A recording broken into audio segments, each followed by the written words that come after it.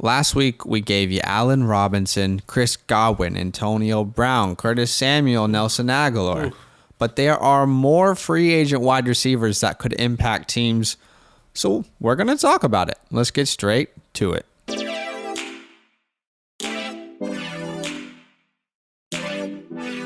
Welcome to the Fantasyland Football Podcast.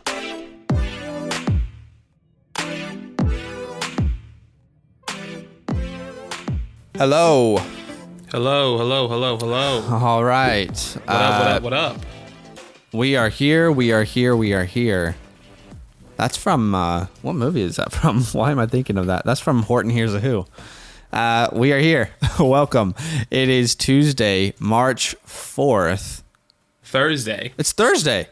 Wait, if it's Thursday, that means there's a new episode of The Bachelor. I need to tell my wife that. Oh. We're doing a fantasy football podcast, but I am unashamed. I'm unashamedly a part of Bachelor Nation. I absolutely go crazy over this. It's just really entertaining. Right. Shout out to Matt. Hopefully you picked the right one. You into Bachelor at all?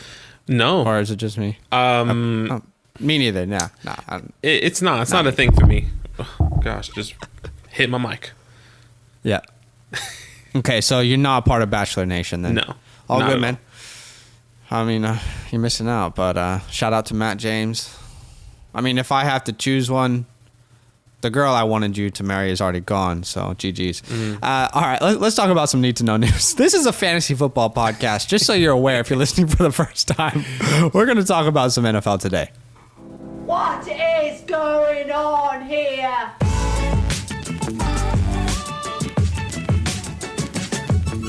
All right. What's going on in the National Football League? This is your need-to-know news. Tyrell Williams signed a one-year deal, $6 million up to, with the Lions. We've had someone on our Instagram say he's going to be a top 20 wide receiver in fantasy. I'm calling it. Wow. Not sure I see it the same, but that's a bit of a stretch, in my opinion. I don't see it the same. Let's just hope he can stay healthy for a full year at this point. Yeah. Jared Cook, released by the Saints. This is one of the least surprising bits of news today.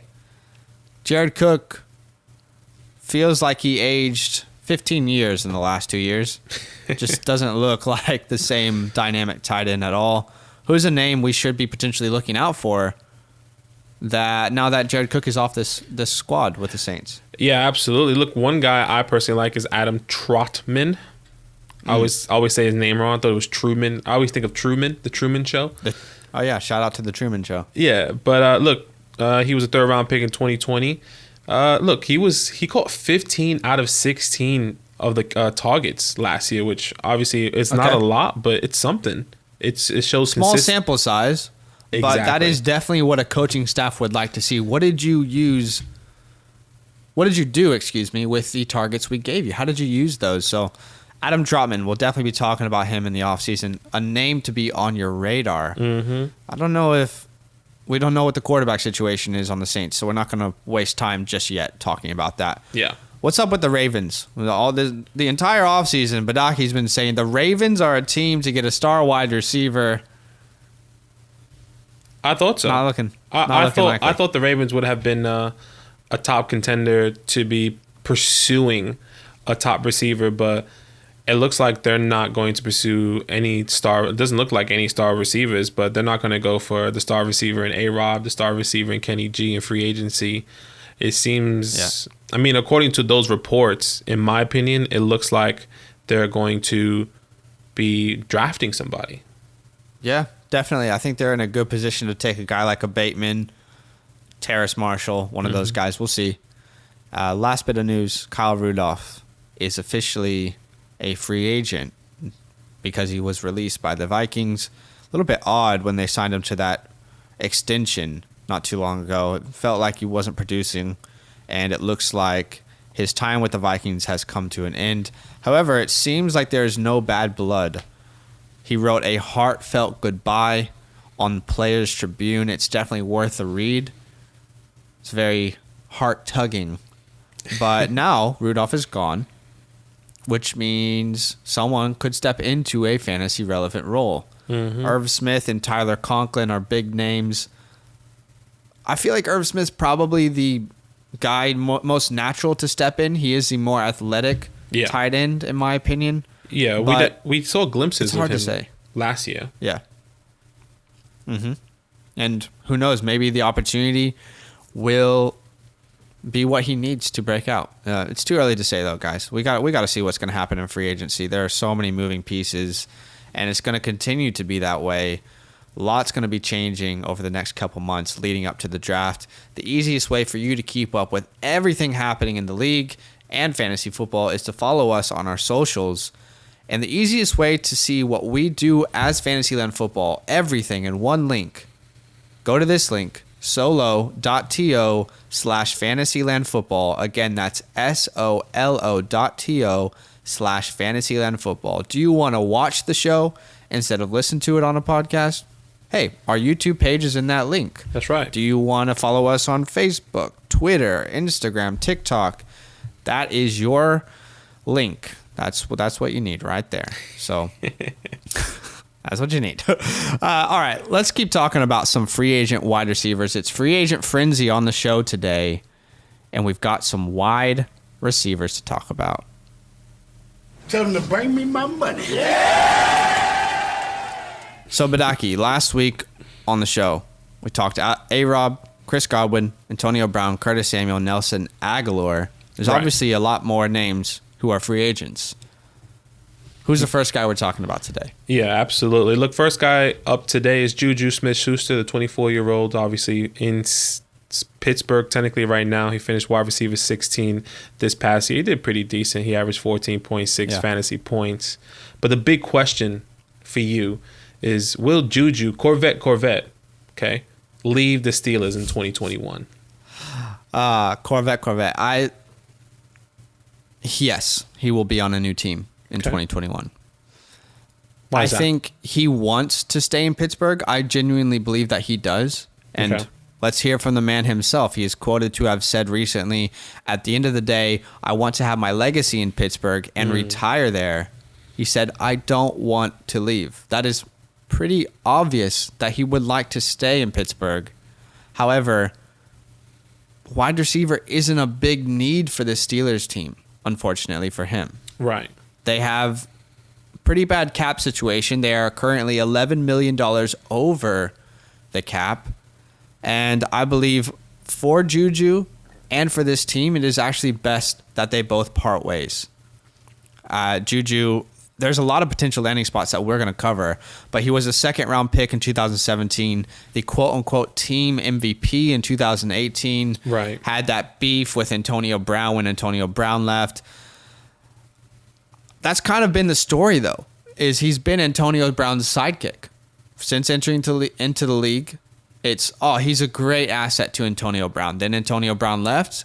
2019 season was all about, let's see if JuJu can be a wide receiver one. Right. Then both he and Big Ben had those injuries, kind of derailed that scenario. And then in 2020, the emergence of Deontay Johnson and Chase Claypool really hurt his chances to show what he could do. He had a pretty decent year, though. He had 97 receptions on 128 targets, 830 yards, which is not exactly the yardage you want to see with those receptions, but he still put up 9 touchdowns. Yeah. To me, it's pretty clear, considering the salary cap, he will be on a new team in 2021. So let's talk about those potential landing spots for a JuJu Smith-Schuster.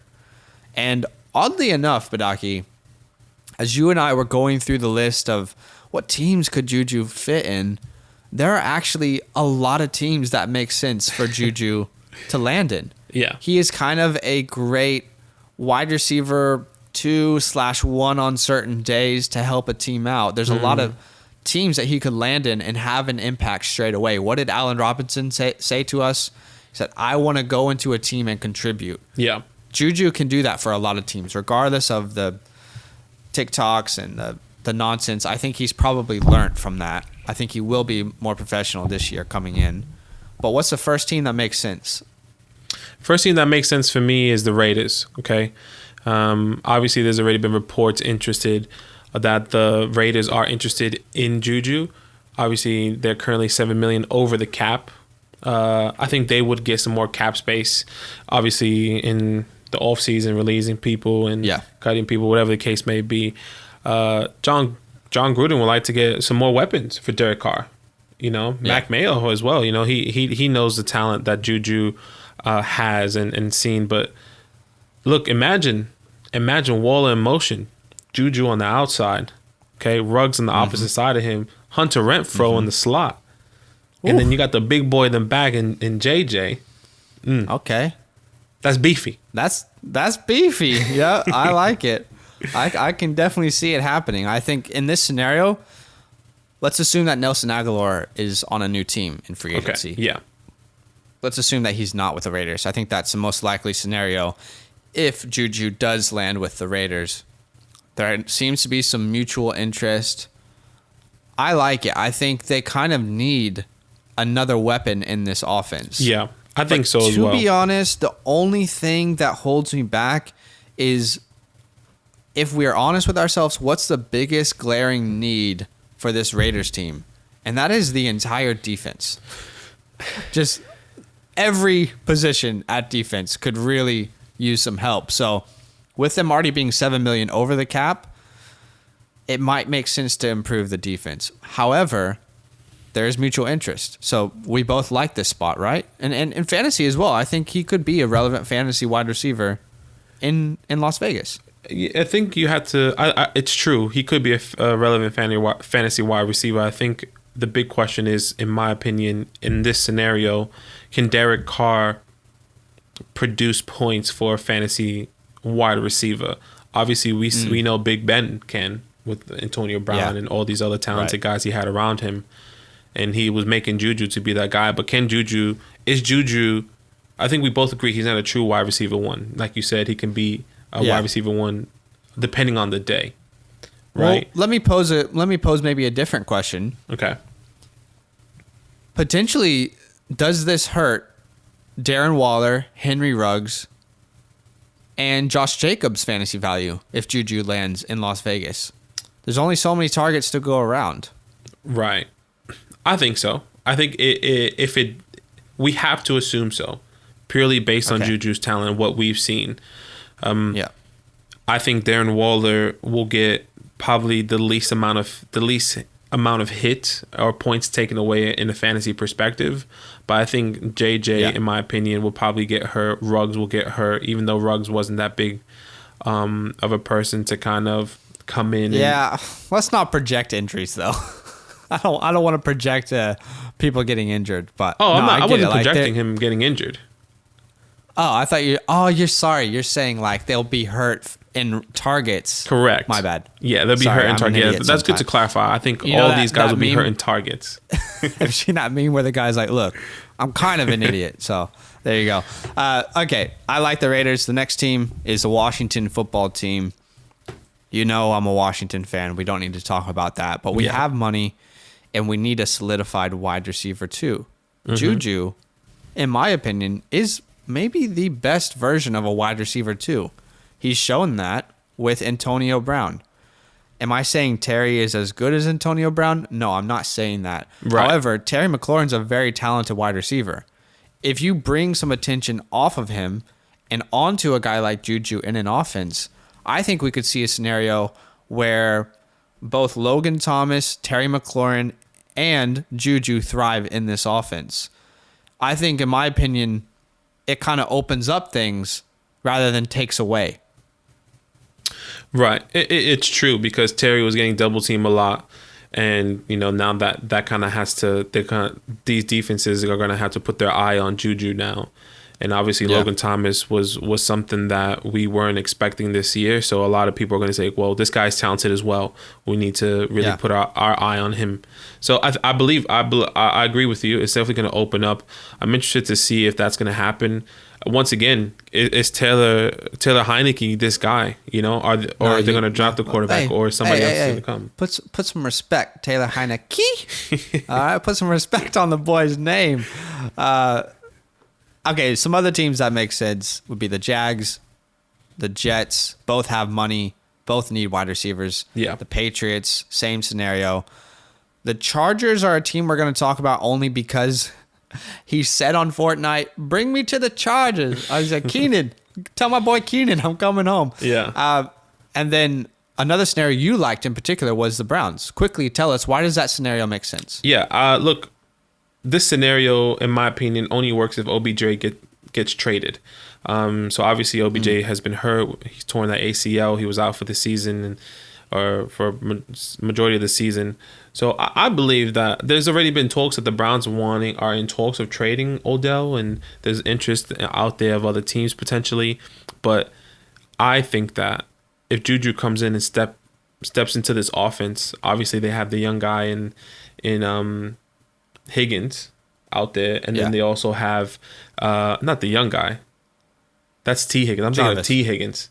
Rashad Higgins has been in the league for a little bit now, but obviously Jarvis Landry. He's just a new young body. I believe that the Browns can need, and they love that energy. Seems like they could use a consistent wide receiver. Yeah, like exactly. That. And I think JuJu, if they signed him. It's just weird. I do think OBJ is still a really great wide receiver. I just think it's the wrong system for him. I genuinely believe he is still a very great, talented wide receiver. I believe so as well. I would love to see him traded for his career and for the sake of the Browns team. Okay, a guy we all had high hopes for in 2020, but just couldn't find his way onto the field due to injuries was Kenny Golladay. He's now a free agent. He's 27 years old. Struggled with injuries the entire year. It felt like every week we were saying, "Oh, he's close to being back." The reports are he's kind of practicing on the sideline. Right. He's close to being back. From what we've heard, the reports are he's a strong candidate to be franchise tagged by the Lions. Not sure if that means they're going to tag and trade him, because I don't see a scenario that makes sense for him to stay in this team. However, it's a possibility. Expert consensus rankings, according to Fantasy Pros, have Golladay ranked as a wide receiver 14 going into 2021 in fantasy. Wow. So, with that being said, let's play a game on today's show, Badaki. Okay. Have you ever watched the show Community? Yeah. Yes? Yeah, I love that show. So you'll know the character Abed. And in one of their episodes, Abed creates alternate realities. So I'm going to create 2 realities for us today for Kenny Golladay. Okay. The first reality is Kenny Golladay stays in Detroit. So assuming he stays with Jared Goff there, is he a top 15 wide receiver in fantasy for 2021? No. He's not a top 15 wide receiver in fantasy. And I know a lot of people probably have rebuttals, and maybe you have a rebuttal, but obviously we know Jared Goff and Robert Woods and Cooper Kupp were all in that system in LA. But you had to remember the biggest piece in LA, and it was that offensive wizard, which was Sean McVay. You're a wizard, Harry. I'm a what? A wizard. The wizard, Sean McVay. No, true. Okay. I get it. I mean, he was obviously... So you're saying, I'm going to let you continue, but you're saying Jared Goff is a system quarterback, essentially. I believe so. I think we saw a glimpse of that. It's going to be interesting to see him in this new offense. Obviously, the new head coach, Dan Campbell, is going to come in. Is he going to be a great coach? Who knows? Obviously, we heard raving reviews about Dan Campbell in New Orleans. Obviously, but you have to remember, there's always going to be growing pains, and no matter a new head coach or a new quarterback going into a new system, and I believe Detroit and Jared Goff are going to have some growing pains in this coming season. Obviously, it's not the same offense. It's not the same piece if Kenny G does stay. I in my personal opinion, I believe he's more of a top 25 wide receiver with Jared Goff in that offense. Right. All right. I get it. So the biggest missing piece would be Sean McVay, like we talked about. You're a wizard, Sean. All right. So alternate reality 2. This is our second reality. Let's say for shits and gigs he lands with your New York Football Giants. Oh, boy. Is his upside higher, the same, or lower than in Detroit with Jared Goff? It has to be the same.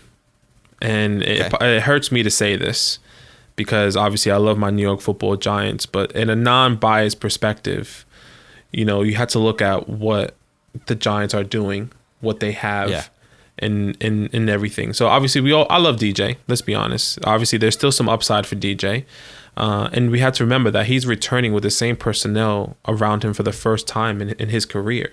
You know, he's coming back with the same head coach, the same majority of the same offensive line, and the offensive scheme. So I think in year 3, we really have to put it into perspective. Is DJ going to be that? Obviously, you know me, I'm a Giants fan.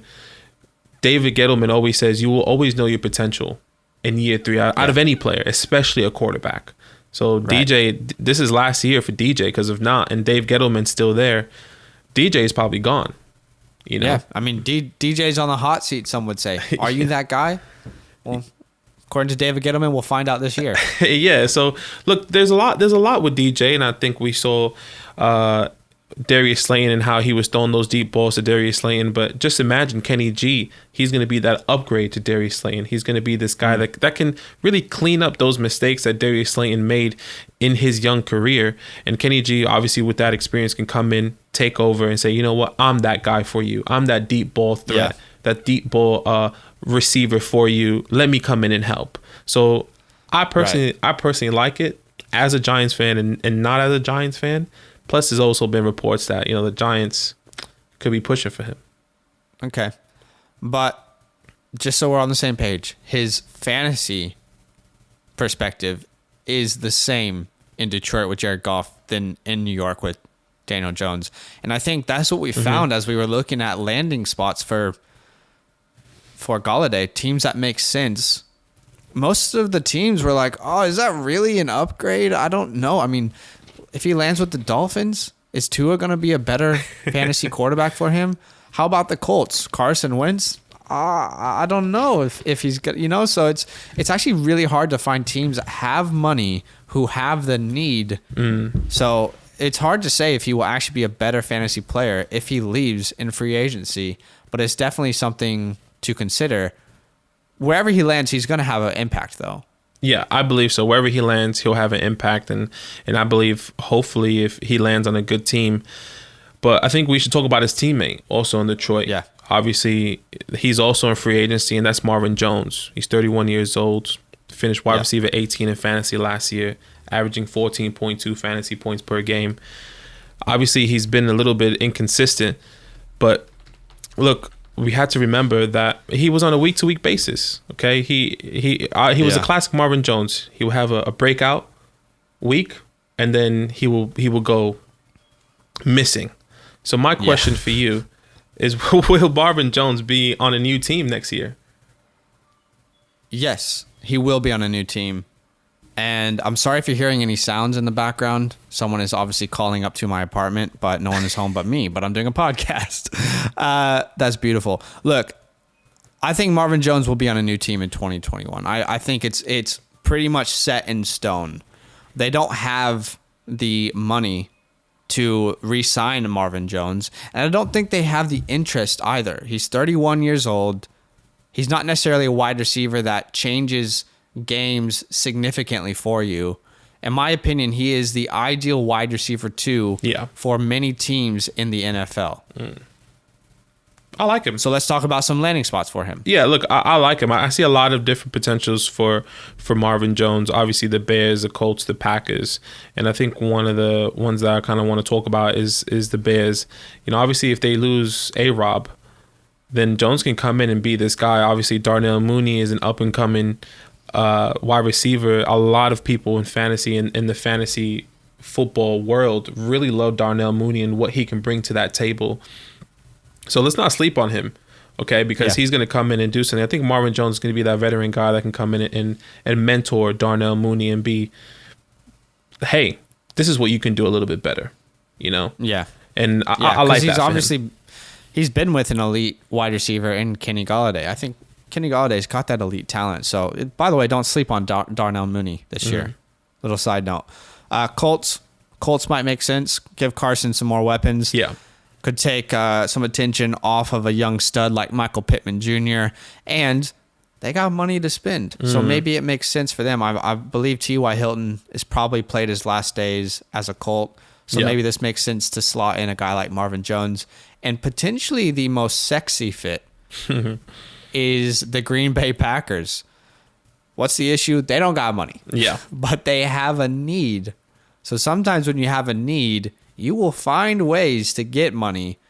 And Marvin Jones feels like a pure wide receiver 2 that could really slot in on the other side of Devontae Adams and impact this team. I think Rodgers would enjoy this. I'd personally prefer them to draft a young wide receiver, but they've had many chances to do that, and they haven't. They haven't. So it's interesting. I love this Packers fit. I believe, yeah, you're right. This is the sexiest fit. He's going to come in. He's going to help. He's going to produce. I think if he goes to the Packers specifically, Marvin Jones' stock, in my opinion, could rise significantly. Yeah, I agree. All right. Well, obviously, his fantasy impact is going to heavily depend on the team he lands in. We can't say right now he's going to be a top 30 wide receiver. It really depends on the team, right? Yeah, it depends on the team. And obviously, Marvin Jones was inconsistent, but he was just kind of a guy that you couldn't rely on week to week. Once again, you couldn't rely on week to week. And he's probably the guy, you started and then you're like, why the hell did I start him? Yeah. And then you sat him and you were week. like, why the hell did I sit Marvin Jones? It just, you never got it quite right, unfortunately. Yeah. I remember multiple days I did that, but another guy that I did that with was with Corey Davis, Mr. Consistent, ever since he's been in the league. He's a young guy, 26 years old. He finished wide receiver 30 this past year, 13.7 fantasy points. And once again, the question is, did Corey Davis truly break out the bust label last year? With no disrespect to Corey, no, I don't think he did break the bust label. Okay. Because you have to remember where the Titans drafted him. When you draft a wide receiver so early, just look at the production he's had since being in the league with the Titans. Yeah. He's not lived up to that wide receiver 1 early draft status. And unfortunately, I don't think he will be able to break that bust label. However, that's not disrespect to him because he is a great wide receiver 2 on any NFL team. I do think he can come in and be a complimentary wide receiver and a damn good complimentary wide receiver as well. So there's a lot of teams out there who need a complimentary wide receiver. In 2020, we did see career highs for Corey Davis in yards, 984, and touchdowns with 5. And look, that's not a very high number for your career high of 5 touchdowns. But like I said, it's pretty good for a wide receiver too, and that's kind of what we see in Corey Davis. Did we see flashes in 2020 of dominant play? We did, but it wasn't in every game. And maybe that has to do with the offensive scheme, but you could say the same thing about A.J. Brown. A.J. Brown found a way to be a dominant wide receiver in this offense. So, in my opinion, he's not going to return to the Titans. They don't have enough money. And I don't think he's a guy that's worth franchise tagging. That might be harsh. Yeah, it is. I just don't see him as a guy like that. So, most likely leaving in free agency. What are some teams that make sense? First one's the Patriots. Why? Look, it just really depends on if Cam Newton comes back. Obviously, we all know who Cam Newton is and what he's accomplished. But, Cam Newton thrives, obviously, with weapons around him. And if he has a decent receiving core, he can come in and at least Corey Davis can come in with Cam Newton and produce something. The Patriots literally have no one at that position. Yes, it is very bare, I think is the right term. I really wonder what Cam Newton's season would have looked like, 1, if he didn't contract COVID, but 2, if there were some good wide receiver options in New England. Would that have really helped that team last year? Maybe. Obviously, the opt-outs would have affected Cam Newton, but this isn't about Cam Newton. But whoever the hell is at quarterback next year, please give him some help. No disrespect to Jacoby Myers, because Jacoby had a good year, but you need some help in New England. Yeah, absolutely. The Jags, obviously, we believe they're going to get Trevor Lawrence, and if Trevor Lawrence is successful, they need to give him weapons. Corey Davis could come in and help him in that scenario. And then another one that I think maybe you can describe this one a little bit better because I'm not a fan of it. You're not a fan of it because it's your team. Yeah. The Giants. And to me, this kind of feels like a very Giants move. Giants of the past to overpay for a guy like Corey Davis. We just released. We forgot to say we released Golden Tate. Golden Tate. Yeah. We just got that news that Golden Tate was released. So there is a need. Maybe, just maybe. Let me ask you a question. Corey Davis could be the guy to fill that need. Really quick, right? Marvin Jones on the Bears or Corey Davis on the Giants? Who would you have on your fantasy team? Okay. Well, I know who the quarterback is for the Giants, and it's Daniel Jones. Let's just say it's Mitch Trubisky or Nick Foles. Let's say the Bears don't have a quarterback change, and it's either one of those two. Okay, right.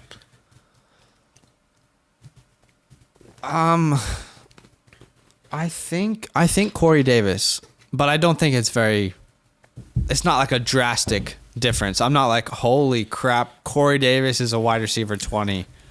I just don't think it blows me away. Right. But I do think I would lean Corey Davis. And I think the reason behind that is because if they paid for a guy like Corey Davis, they're going to utilize him more than how much the Bears would pay for Marvin Jones. Marvin Jones would probably still not be that wide receiver 1. If they paid for Corey Davis, I think they would try and utilize him as a wide receiver 1, even though I don't believe the talent is there for him to be a wide receiver 1. One more really quick. Really quick. Okay.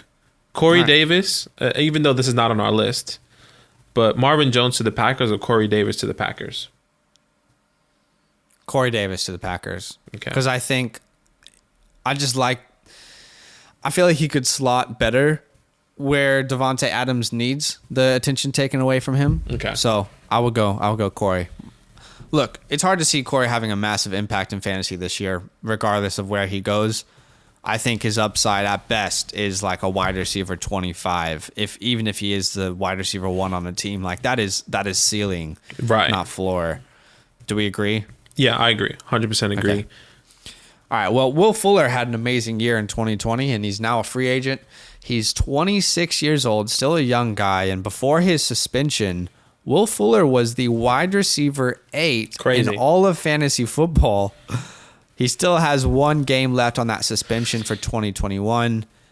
While his stats don't necessarily show a breakout year, a quote-unquote breakout, I think if you scale those stats and add 5 games, because that's what he missed, I think you see a pretty great breakout year for Will Fuller. He is the definition of a deep ball threat. I think every team in the NFL could use a guy like Will Fuller. Yeah. We have seen reports from the Houston Chronicle that the Texans don't plan to franchise him either. So, I think we're on the same page. Will Fuller has played his last days in Houston. Yeah. My God, that sounds great for Deshaun Watson. I think Deshaun Watson is like, okay, get me the hell out of here, please. You're going to take away the guy who was a wide receiver 2, and I used him as a wide receiver 1 last year? Get me out now. The Houston Texans are the new Jets. We hate everything you hear about Houston. It's like, ugh, ew. Like, who's the head coach? What happened? What's going on? They have no draft picks? Ooh, bro. Like, well. Yeah, I get it. Potential landing spots? Who do you like? I know we have Washington, Colts, Packers. Obviously, the Washington football team needs a wide receiver 2 for you alongside Terry. Scary Terry. Scary Terry. Do you think they'll pay him? I mean, look, this is a scenario we've been talking about all offseason. Who's going to be the wide receiver 2? It's a big glaring need for Washington. I think we have the money. I just don't want to overpay for Will Fuller. So if we can get him on a good contract, then I'm great. But I've just seen so many times Washington, like other teams in the NFC East, overpay for positional players that doesn't really pan out. I think the Colts and the Packers are my favorite spots. Obviously, the Packers, look, it's a sexy spot for any wide receiver, right? But For sure. there is actually some history behind this because the Packers did pursue a trade for him before the trade deadline last year. It's obvious that they like Will Fuller, that they feel like he could step into their offense and make an impact. I think it's great for fantasy. Just imagine Rodgers goes deep. It's Will Fuller 73-yard touchdown. I feel like that could happen at least 8 times if he was on the Packers. This makes sense for fantasy, at least. Yeah, right? no, absolutely. I mean, how many times have we've heard that? What you just said, Rodgers deep. It's MVS and he drops another ball. I was like, oh, bro. Mm-hmm. And he's just like, you're there every time. It's like, oh. It's like, he dropped the ball again. So close, but so far away. Okay, the Colts. Why do the Colts make sense then? Look, obviously they need a wide receiver threat, a deep wide receiver threat. Obviously, Will Fuller can come in and be that guy. Carson Wentz needs weapons as well. Obviously, they have Michael Pittman Jr. there, but the Colts, they want to prove everyone wrong, about Carson Wentz, and they need to give him a chance, and they need to bring weapons in for Carson Wentz. Yeah, agreed. Assuming T.Y. is gone, this could make sense. I think from a fantasy perspective, at least, Will Fuller has shown that he can be a great fantasy asset. Depending on the team he lands on, we could be very high on him. But at worst, he's a flex play weekly, I assume, regardless of the team he lands on, right? Yeah. Okay. He's got a good floor, I think. Yeah, he has a good floor. He's probably... Do you think he's one of the... In the wide receiver position, he's probably the top 5 flex receivers out there? He's in the category, for sure. Okay. And when we say top 5 flex, we are not saying he's a top 5 wide receiver, guys. We are saying that's wide receiver 3 territory. So, wide receiver, what is that? 4? That is wide receiver 25 and onwards. And would be a wide receiver 3 territory. I said wide receiver 4. I was like, wait, what? I thought you was like, are you trying to put him into a wide receiver 3 or wide receiver 4 category? But you were trying to give the number. Assuming there are 12 teams in your league, that means that 1 to 12 is a wide receiver 1, then 13 to 24 is a wide receiver 2, and then 25, and you kind of get it. Yeah. So he is definitely a great wide receiver in that wide receiver 3 category, a flex type play. So I see him as a good floor next year. I'm excited to see where these guys land. We would love to hear your thoughts on it. Where do you see these guys landing? What makes sense? Have we made terrible takes? Have we made great takes? Let us know what you think. Again, the easiest way to keep up with everything we do is one link, solo.to/fantasylandfootball. You can find all of our social media accounts there. And there's also a way, if you would like to support us, we're about to launch year 2 Patreon. Mm-hmm. What is Patreon, Badaki? Yeah, patreon.com/fantasylandfam is a great way to support the show. Once again, like Zach said, if you like what we're doing here, if you like what we're doing on our TikTok, on our Instagram, on our YouTube channel, on our in our Facebook groups, any platform that you are on, and you kind of keep up with us, that's a great way to say, you know what, guys, you guys are doing a great job. I can't wait for year 2. Here's how to support. Here's what you can do to support. And once again, we always have exclusive content. We're gonna unlock exclusive content with our new stuff in year 2. Should we give them like a ballpark of when year 2 is gonna release? Yeah, we are looking at launching Patreon year 2 right when the draft hits. Okay. Yes. Right when the NFL draft starts, we are going to launch year 2 on Patreon. So if you are a supporter on Patreon, stay tuned to that page for around the draft. And if you want to get exclusive content and win your league this year, join our Patreon, because I feel like we could absolutely help. And if you look at our Instagram highlights, there's a icon that says hits, and you can see all the people that we have helped win their leagues last year. All love you guys, the Fantasyland fam. We will see you on the next show. See you there. See you there.